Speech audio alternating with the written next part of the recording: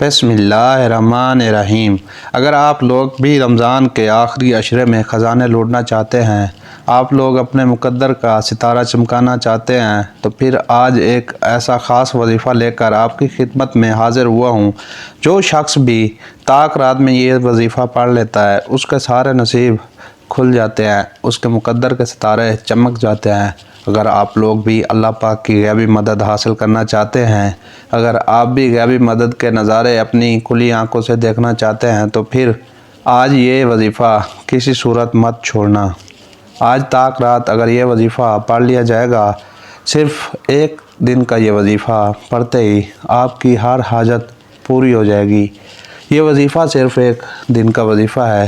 اگر آپ صبح پڑھتے ہیں تو شام تک ہر حاجت پوری ہو جاتی ہے، اور اگر رات کو پڑھ کر سوتے ہیں تو صبح تک ہر دعا قبول ہو جائے گی، کیونکہ رمضان کا مہینہ رحمتوں والا، بخشش والا اور جہنم کی آگ سے بچانے کا مہینہ ہے۔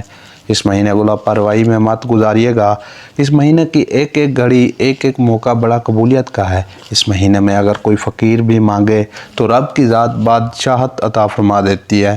آج آپ لوگ یہ وظیفہ پڑھنے سے پہلے جس حاجت کی نیت کر کے بیٹھیں گے، انشاءاللہ رب کریم آپ کو وہ ضرور عطا فرمائے گا۔ آج کی رات خزانے لوٹنے کی رات ہے۔ آج کی رات یہ وظیفہ بتائے گئے طریقے سے پڑھ لیجئے گا۔ آپ رب کریم سے جو بھی مانگیں گے، جتنا بھی مانگیں گے، رب کریم کی ذات 70 گنا زیادہ دے گی، کیونکہ آج کی رات قبولیت کی رات ہے۔ ویسے تو رمضان کا ہر دن ہی قبولیت اور برکت والا دن ہے، ہر رات ہی قبولیت اور برکت والی ہے، لیکن آج طاق رات مانگنے والا رب کریم سے جو مانگتا ہے، جتنا مانگتا ہے، جیسا مانگتا ہے رب، کیونکہ وہ ذات مانگنے والے کو پسند کرتی ہے۔ اگر آپ بھی رب کریم سے مانگنا چاہتے ہیں اور آپ بھی رب کریم سے خزانے لوٹنا چاہتے ہیں، تو آج اس وظیفے کو پڑھ لینا۔ ناظرین، رمضان المبارک کا مہینہ جب آتا ہے تو اپنے ساتھ رحمتیں لاتا ہے، برکتیں لاتا ہے، قبولیت کے وعدے لے کر آتا ہے۔ جو بندہ رمضان کے شب و روز اللہ پاک کا ذکر اور اذکار کرتا ہے، قرآن پاک کی تلاوت کرتا ہے، رمضان کے روزے رکھتا ہے، تو پھر وہ اللہ پاک سے جس چیز کی حاجت کرتا ہے، اللہ پاک اس کی ہر حاجت کو پورا فرما دیتا ہے، کیونکہ یہ مہینہ عام مہینوں کی طرح نہیں ہے۔ یہ مہینہ تمام مہینوں کا سردار مہینہ ہے، اور اللہ پاک نے اس مہینے میں اتنی فضیلت رکھی ہے کہ جب بندہ اللہ پاک کی ذات پر توکل کرتے ہوئے، اللہ پاک کی ذات کو ربوبیت جانتے ہوئے، ہر خالق کل مانتے ہوئے، جب وہ اس بات کا اقرار کرتا ہے اور اپنے گناہوں کی سچی توبہ کرتا ہے، اس کے بعد سجدہ ریز ہو کر جب اللہ پاک سے وہ کامل دعا مانگتا ہے، تو اللہ پاک کی ذات اس کو ہر چیز سے بے نیاز فرما دیتی ہے۔ اللہ پاک کی ذات اس کو اپنی پناہ میں لے لیتی ہے۔ اللہ کی ذات اس کو سارا سال رزق سے نواز دیتی ہے، اور آج موقع ہے، آج زندگی موقع دے رہی ہے، پھر سارا سال ہمیں ویسے ہی اپنی دنیا میں مگن رہنا ہوتا ہے۔ آج محنت کر لو، آج کی محنت کل کی آسانی کا باعث بنے گی۔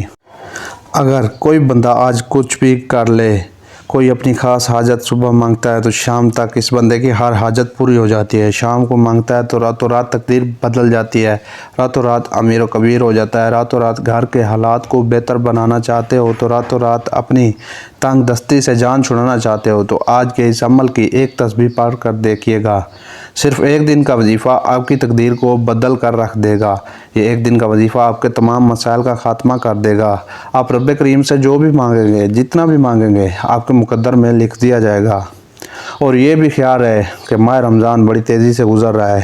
دیکھتے ہی دیکھتے تیسرا عشرہ بھی آ چکا ہے، آخری موقع ہے۔ تیسرے عشرے میں طاق رات رب کریم سے توبہ کرنے والوں کو اللہ فوراً معاف فرما دیتا ہے، کبیرہ و صغیرہ گناہوں کی بخشش فرما دیتا ہے۔ اگر کوئی پورا سال تنگ دستی میں ہے، پورا سال گناہوں میں ڈوبا ہوا ہے، تو آج رب کریم سے اپنے گناہوں کی سچی توبہ کر لے۔ وقت کی نزاکت کو مد نظر رکھتے ہوئے آئیے آج کے اس عمل کی طرف چلتے ہیں۔ اس سے پہلے اگر آپ اس چینل پر ابھی تک نئے ہیں اور آپ نے اس چینل کو سبسکرائب نہیں کیا، تو ابھی اس چینل کو سبسکرائب کر لیں، کیونکہ ایسے بہت سے وظائف، بہت سے اعمال آپ کے حوالے ڈیلی بیسس پر کرتا رہوں گا۔ باوضو مصلی پر بیٹھ کر آپ نے سب سے پہلے نبی کریم صلی اللہ علیہ وسلم کی ذات مبارکہ پر درود پاک پڑھنا ہے۔ درود پاک آپ کوئی سا بھی پڑھ لیں، آپ صلی اللہ تعالیٰ علی محمد صلی اللہ علیہ وسلم پڑھ سکتے ہیں۔ آپ نماز والا درود ابراہیمی پڑھ لیں۔ پڑھنا صرف ایک بار ہے۔ نماز والا درود ابراہیمی یہ ہے جو کہ آپ ثواب کی نیت سے میرے ساتھ بھی پڑھ سکتے ہیں۔ اللہم صلی علی محمد وعلی آل محمد کما صلیت علی ابراہیم وعلی آل ابراہیم انک حمید مجید۔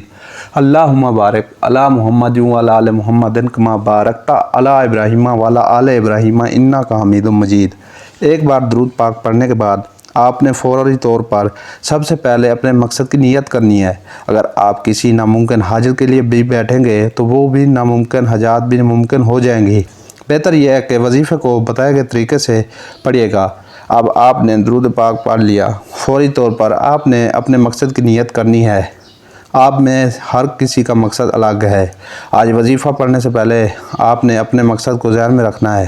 آپ میں جس کو رزق چاہیے وہ رزق کی نیت کر لے۔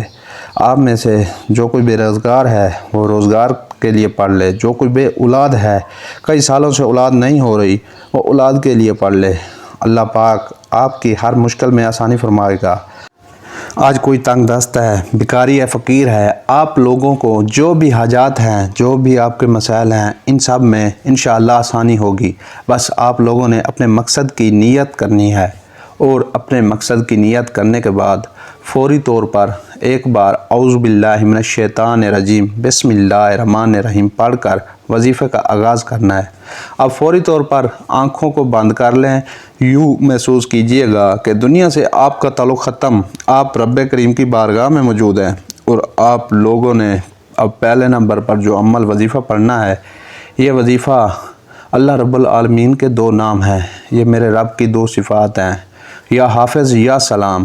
آج کا دشمن آپ کو گولی سے نہیں مارتا، نظر بد اور حسد سے مارتا ہے۔ آج لوگوں کے چلتے کاروبار بند ہو رہے ہیں، جادو جنات کی وجہ سے آج جوان بیٹیوں کے رشتے نہیں ہو رہے، رشتوں میں بندشیں ہو گئی ہیں۔ آج یا حافظ یا سلام کو بتائے گئے طریقے سے پڑھیے گا، انشاءاللہ آپ کی کامیابی آپ کے ہر مقصد میں یقینی ہو جائے گی۔ یا حافظ کا مطلب ہے حفاظت کرنے والا، اور یا سلام کا مطلب ہے سلامتی بھیجنے والے، یعنی کہ یا حافظ یا سلام کو ملا کر پڑھنے سے ہمیشہ کی حفاظت، ہمیشہ کی کامیابیاں، ہمیشہ کی خوشیاں آپ کا مقدر ہو جائیں گی۔ آپ نے یا حافظ یا سلام کیسے پڑھنا ہے، کتنی بار پڑھنا ہے، توجہ کیجئے گا۔ یا حافظ یا سلام ملا کر پڑھا تو ایک بار ہو گیا، یا حافظ یا سلام ملا کر پڑھا تو دو بار ہو گیا، یا حافظ یا سلام ملا کر پڑھا تو تین بار ہو گیا۔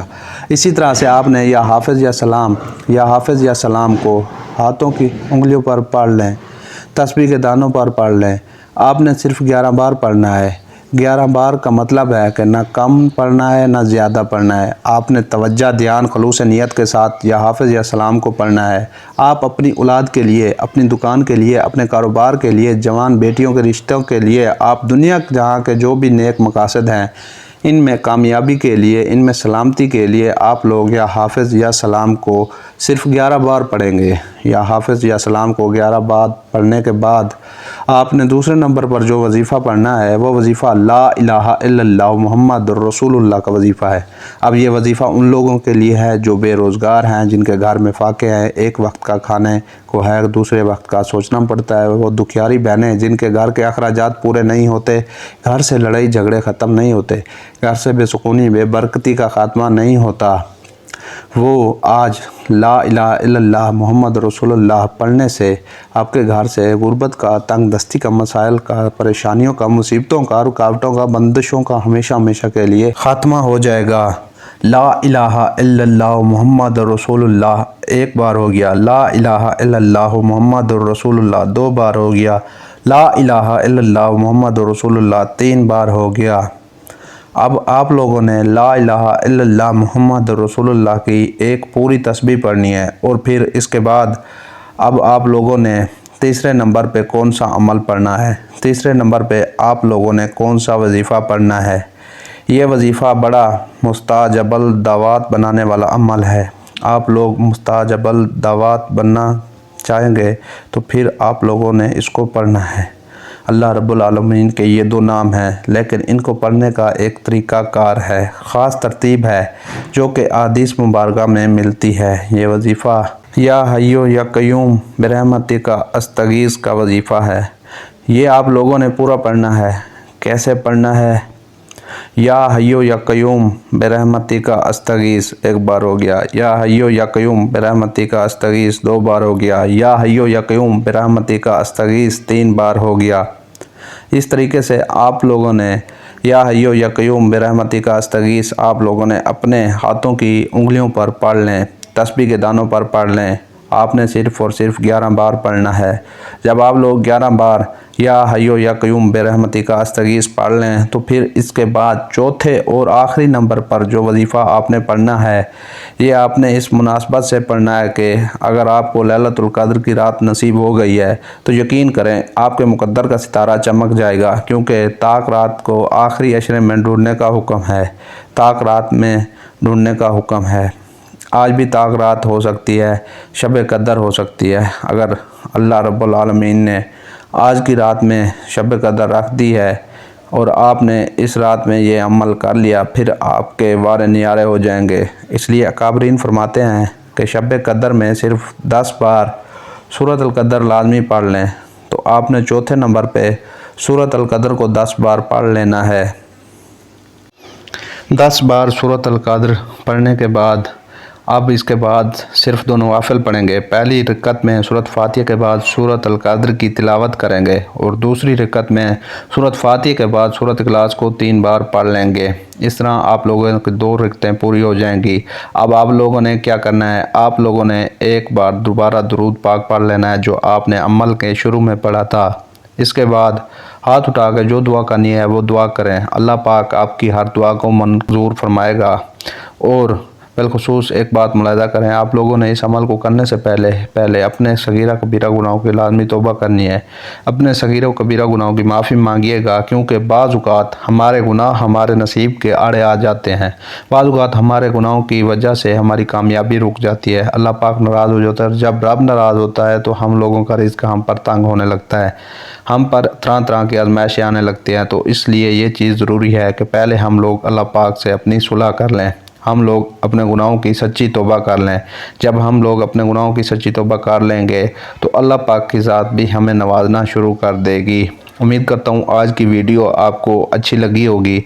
वीडियो अच्छी लगी है, वीडियो को लाइक ज़रूर कीजिएगा। सारे अच्छे नाम, सारी अच्छी सिफ़ात मेरे रब के लिए हैं। अल्लाह पाक के कोई से 2 नाम कमेंट सेक्शन में ज़रूर लिखिएगा। अस्सलामु अलैकुम वरहमतुल्लाहि वबरकातुहू। अल्लाह ताला हम सब का, आप सब का हामी और नासिर हो। आमीन। जज़ाकल्लाह।